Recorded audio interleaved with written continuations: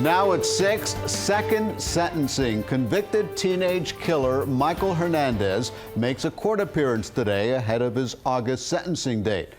Hernandez was already sentenced to life in prison for the 2004 murder of his classmate, but a Supreme Court ruling changed that when it ruled juveniles cannot be sentenced to life in prison. CBS 4's Lauren Pastrana is live in Miami with more on today's developments. Lauren.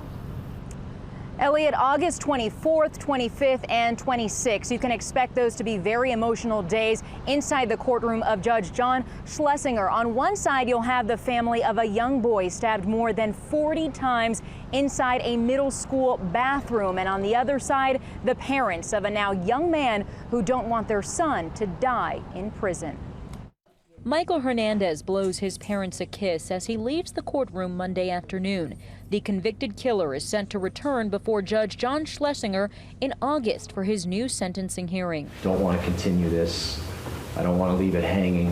I think it's in fairness to the state and in fairness to Mr. Hernandez. He needs to get this determined.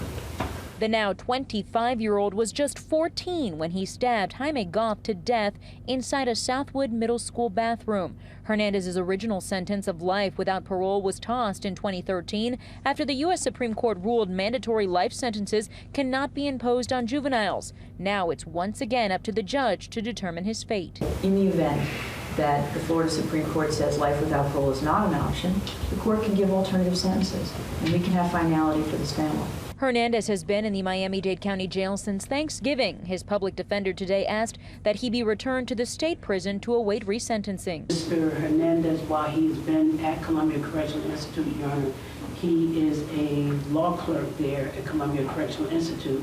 But in addition to that, he is pursuing his online degree with Ohio University. But the state argued it needs Hernandez in South Florida so its doctors can evaluate him. The judge decided to keep him in town until the sentencing, for which he reserved 3 days in late August. The Goffs were not in the courtroom Monday, but Hernandez's mother and father were there to support their son.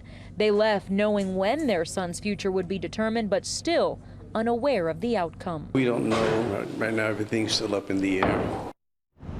Now, we did reach out to the Goff family today through a family friend. They've said they have no comment at this time. However, when I've spoken to them in the past, both Jaime's mother and father have told me they forgive Michael Hernandez.